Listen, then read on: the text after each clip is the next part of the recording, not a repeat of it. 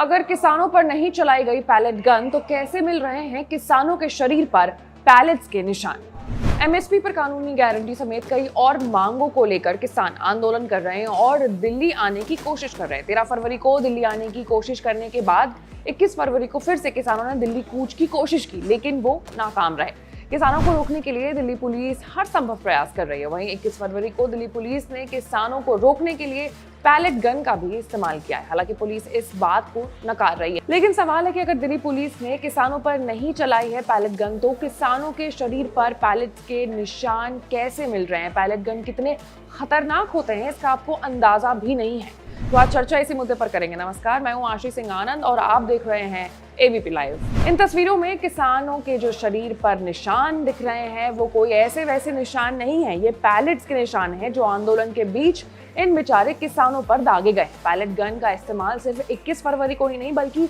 13 और 14 फरवरी को भी हुआ है। प्रोटेस्ट में जख्मी किसानों का इलाज कर रहे संगठन खालसा एड का दावा है कि पुलिस ने किसानों पर पैलेट गन इस्तेमाल किया है। हालांकि हरियाणा के डीजीपी शत्रुजीत सिंह ने किसानों पर पैलेट के इस्तेमाल करने से इनकार कर दिया, जबकि पंजाब के health minister doctor Balbir Singh Rajindra के अनुसार पैलेट गन के चली गोली के कारण अब तक 3 किसान अपनी आंखों की रोशनी खो चुके हैं, जिससे ये साबित होता है कि हरियाणा पुलिस ने न सिर्फ वाटर कैनन और टीयर गैस का इस्तेमाल किया है बल्कि गोलियां और पैलेट गन को भी इस्तेमाल में लाया गया है। अब पैलेट गन क्या होता है, कितना खतरनाक होता है वो जानते हैं। तो पैलेट गन का जो इस्तेमाल है वो दुनिया भर में भीड़ को नियंत्रित करने के लिए बिना खतरे वाला आसान जरिया माना जाता है। पैलेट के अलावा आंसू गैस, वाटर कैनन, स्प्रे को भी भीड़ नियंत्रण करने के प्रयोग में शामिल किया गया है। पैलेट गन का यूज किसी व्यक्ति को घायल कर उससे चोट पहुंचाने के लिए होता है।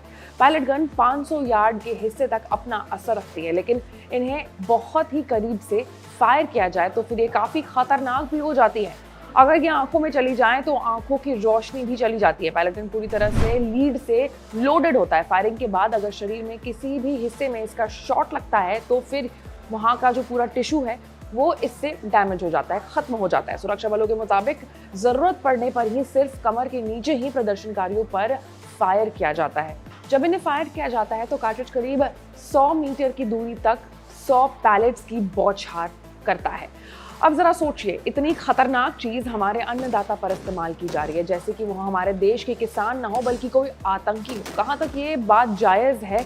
जहाँ एक तरफ डीजीपी कह रहे हैं कि किसानों के ऊपर ऐसा कुछ भी कोई भी पैलेट गन इस्तेमाल नहीं किया है, लेकिन वहीं दूसरी तरफ रिपोर्ट्स को देखें, मेडिकल रिपोर्ट्स को देखें, डॉक्टर्स की बात सुने और किसानों के शरीर पर निशान को देखें तो इससे ये बात साफ नजर आता है कि जी हाँ, किसान आंदोलन में पुलिस की तरफ से पैलेट गन्स का इस्तेमाल किया गया है। वहीं किसान आंदोलन से जुड़े हर एक मुद्दे से अपडेटेड रहने के लिए आपको एबीपी लाइव को लाइक, सब्सक्राइब और शेयर करना होगा। मैं थी आपके साथ आशीष सिंह आनंद।